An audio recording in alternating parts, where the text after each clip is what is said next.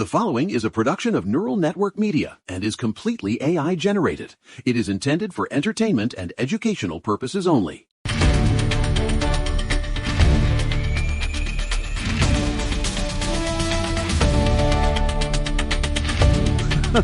What is going on here? It is Tuesday, February 17th, 2026, and I'm looking out at the snow in Maine thinking, honestly, Walter, is there anyone left in the pilot's seat?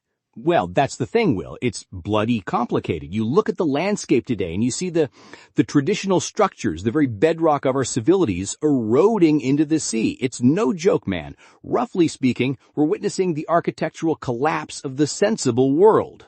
I mean, literally. Yesterday we're talking about the EPA finally getting some common sense back and the DOJ teasing us with these Epstein files, which they're still hiding, by the way. They hate you and they want to keep those names secret. But today we've got a busy show. We've got a fascinating lineup of the surreal and the foundational. It's a crucial day. We have to look at the biological reality asserting itself in the courts, which is just, it's a tragedy that it took this long, but it's a beautiful thing to see the truth finally emerge from the postmodern fog. Exactly. And we're going to get to that. That's a deep dive today. The medical establishment is finally having to face the music. But first, Walter, I have to ask you, have you seen the latest from Texas? Oh, you mean the pitch man? The ShamWow Guy, Offer Vince Shlomi. He's running for Congress in Texas 31st. And I'm not even making this up. His slogan is, he's the woke buster. He wants to slap chop the nuts out of the woke. I mean, what is the frame here? Is this where we are? Well, you see, there's a trickster archetype at play here. When the formal hierarchies become so ossified and frankly so absurd, the jester enters the court. He's looking at an 84-year-old incumbent and saying, you're half dead and I can sell a towel that absorbs 20 times its weight in liberal tears. It's roughly speaking a manifestation of the public's desire for some kind of kinetic energy. He's literally wearing the headset in the campaign ads, Walter. He's promising cowboy codes in classrooms and cameras so parents can watch the lessons. It sounds like a joke, but think about it. People are so tired of the professional politician class, the people who've been there since 2003, that they're looking at the guy who got famous for selling cleaning supplies and thinking, yeah, at least he knows how to clean up a mess. It's no joke, man. It's the rejection of the polished, soul-dead bureaucrat. But we have to be careful. If we replace the serious, albeit flawed structures with pure performance, we risk the total dissolution of the logos. Right, but when the serious structures are giving us what we're seeing now in the Senate, I mean, look at the Save America Act. Ah, yes, the attempt to define who actually belongs to the polity. It's at 50 votes in the Senate. 50! Thune says they have the majority, but they're stuck in this procedural hell because the Democrats and some of the ruling class Republicans are terrified of requiring a passport or a birth certificate to vote. I mean, why are they doing this? Why is it voter suppression to ask for the same ID you need to buy a beer or board a plane? It's because the postmodern neo-Marxists don't believe in the border of the state or the border of the individual. If you can't define who a citizen is, you can't have a country. It's a biological and a psychological necessity to have a boundary. Without the boundary, you have chaos. You have the dragon. And they want the chaos. They want the fluid voter roll because it's easier to manage the outcome. Cuellar, the one Democrat who joined the House Republicans on this, he gets it because he's on the border. He sees the reality. But the rest of them, they're hiding behind the filibuster. They're literally saying that asking for a birth certificate is an act of aggression.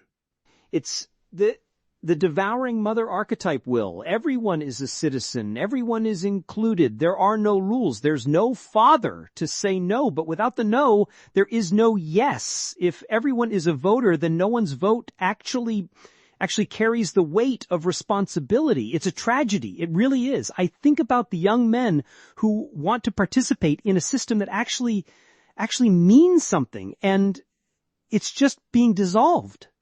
Well, Look at where that dissolution leads. Look at Los Angeles.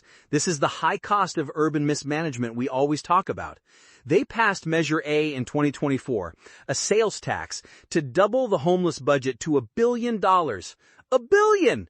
And what happened last week? They cut the budget? They slashed $200 million. They're closing 13 Pathway home motels. They're cutting outreach by 50%. I mean, they took the tax money and then told the residents, sorry, the motel beds got 46% more expensive in 1 year. I mean, think about that. Where did the money go, Walter? It's the bureaucracy eating the very resources intended for the vulnerable. It's a parasite. You create these homeless services that require more and more funding, but they have no incentive to actually solve the problem, because if the problem is solved, the hierarchy of the homeless industrial complex collapses. Exactly. They're subsidizing failure. And while they're cutting the services they promised, they're hiking the parking fees. It's a money grab because the middle class is fleeing. The ruling class in LA has turned the city into a gated community for the ultra-rich, surrounded by a sea of state-funded misery. And that misery is a reflection of the internal state. You see it in the schools too. The knowledge gap. It's a 5-alarm fire, Will. It's no joke. Oh, this NAEP report, it's terrifying. 22% of 8th graders are proficient in civics. Only 22%, and one third don't even have a basic understanding. They can't explain what Congress does. They're being taught to be activists, to go out and scream at the world before they've even cleaned their own rooms. They don't know how the machinery of their own freedom works. That's the frame. They don't want them to know. If you don't know how the government is supposed to work, you don't know when it's being stolen from you. We have these university protesters who couldn't pass the citizenship test that an immigrant has to take. A test that the Trump administration just made harder, by the way. 12 out of 20 now. I bet most of those kids in the tents couldn't get 5. It's a catastrophic failure of the generative process. We're not passing down the wisdom of the ancestors. We're passing down resentment. And that's why you see 3.7 million kids being homeschooled now. Parents are saying, I will not let you sacrifice my child on the altar of your ideological possession. It's a beautiful thing, actually. A parent taking responsibility. It makes me hopeful. It's the only way out. But then you look at the physical world they're living in. Walter, we have 300 million gallons of raw sewage in the Potomac River. The Great Pipe Collapse? A 72-inch pipe just snaps. And for weeks, 60 million gallons a day of waste is flowing into the water. E. coli, 10,000 times the safety limit. MRSA, antibiotic-resistant staph. And here's the kicker. While this is happening, while the basic infrastructure of our nation's capital is literally crap, we're being told we have to pay higher fees for electric vehicles. It's the disconnection from the material world. Literally. Texas and Michigan are leading the way on these EV surcharges because these cars are heavy, they're tearing up the roads, and they don't pay gas tax. We're being forced into a green transition that the grid can't handle and the roads can't support, while the literal sewers are breaking. What is going on here? Why are we building digital castles while the foundation is rotting? Because the ruling class, as you call them, they prefer the abstract. They can moralize about carbon footprints while ignoring the literal filth in the river. It's much easier to signal virtue than it is to repair a sewer line. It's a rejection of the physical reality in favor of a Gnostic fantasy. Well, that Gnostic fantasy is hitting a wall in the AI world too. Oh, you mean the storage crisis? Yes! Seagate and Western Digital are sold out of hard drives through 2026. Sold out. The AI giants, Microsoft, Google, they've bought up the entire supply chain. If you're a small business or just a guy who wants to back up his family photos, you're priced out. Prices are up 50%. We're entering a SaaS apocalypse where you won't own your data because you can't afford the hardware to keep it. It's the digital land grab. But roughly speaking, the big tech firms are becoming the new feudal lords. They own the soil of the digital world, which is the storage and the processing power. If you don't own your data, you don't own your thoughts in the 21st century. It's a terrifying hierarchy of control. And Peter Navarro is out there saying these companies have to pay for their own power generation. No more little America subsidizing the big tech electricity bill. That's common sense. If you're going to run a data center that uses as much water as a small city, you pay for it. Exactly. It's the restoration of the principle of merit and cost. You don't get to externalize your chaos onto the public. Speaking of the public, before we get into the main story, we have to talk about the protection of churches. This St. Paul incident with the activists storming the service because the pastor had ties to ICE. It's a sacrilege to block parents from their children in a house of worship, to use bullhorns during a prayer. It's an assault on the sacred. And Don Lemon was involved. Can you believe that? Indicted on federal charges. And now the GOP states are making church disruption a felony. Finally, you want to protest? Fine. Do it on the sidewalk. You don't get to storm the sanctuary. And in Oregon, they just defeated a measure that would have banned hunting and fishing. They're trying to criminalize the traditional way of life, Walter. They hate the idea of a man being able to provide for his family without a grocery store app.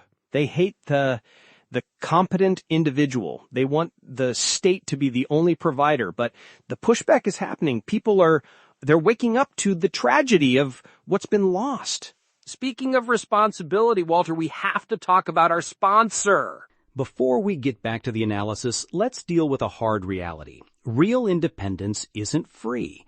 This entire network, from this show to our flagship The Neural Daily, exists because one man, Eric Christensen, decided to build it himself. He didn't ask for a government grant. He invested his own capital and technical expertise to architect a media platform that respects your intelligence.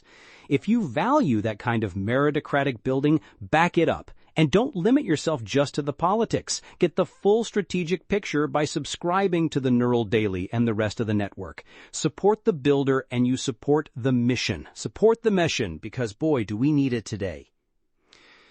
We do. And that brings us to the most significant development in the realm of biological reality we've seen in years.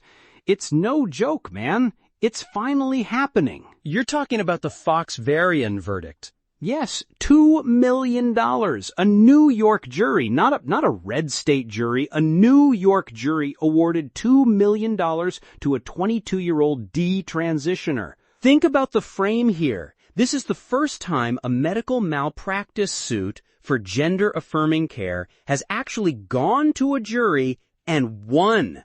Fox-Variant was 16 years old when they performed a double mastectomy. 16!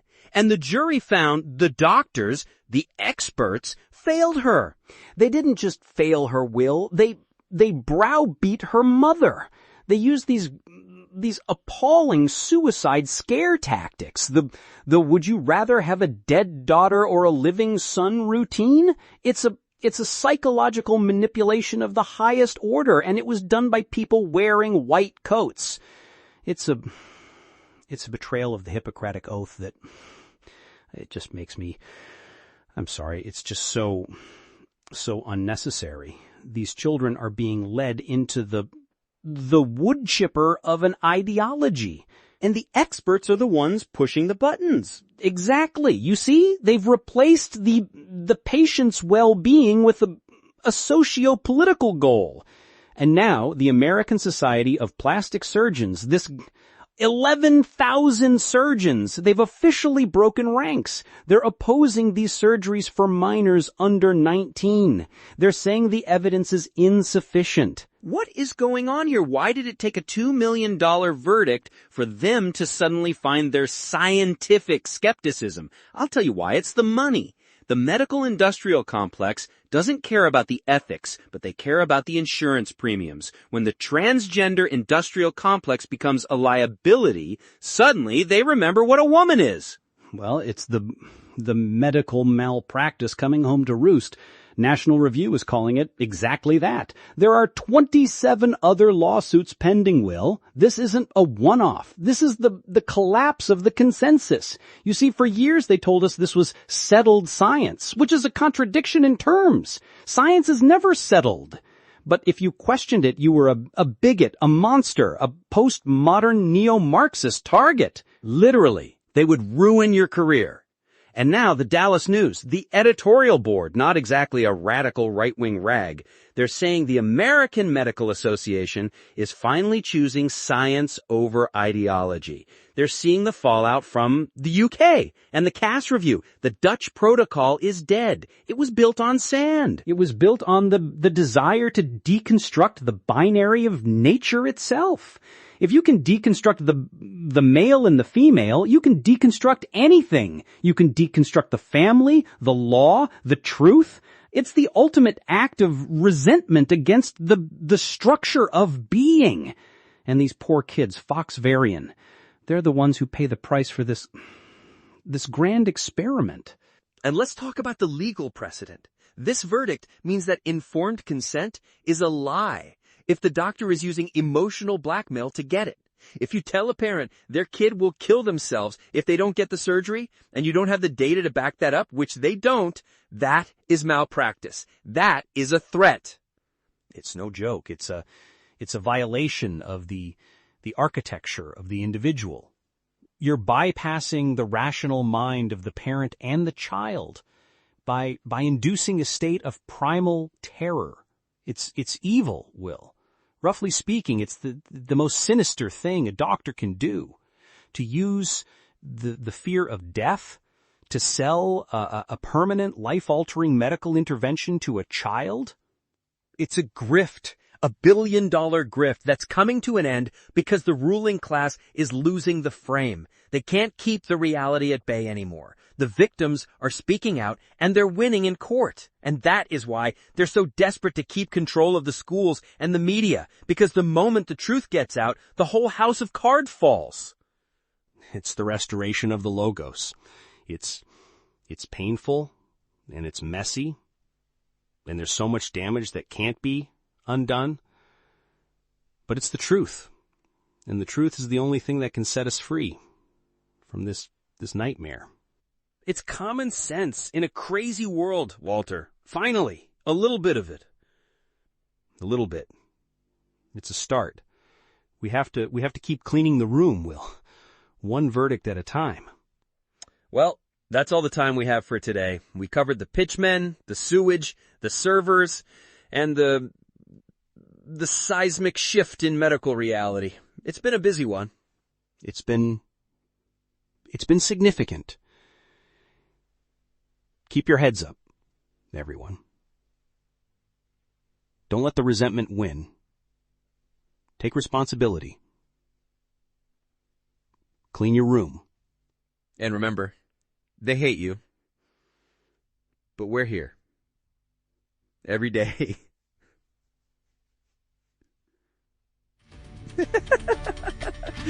See you tomorrow.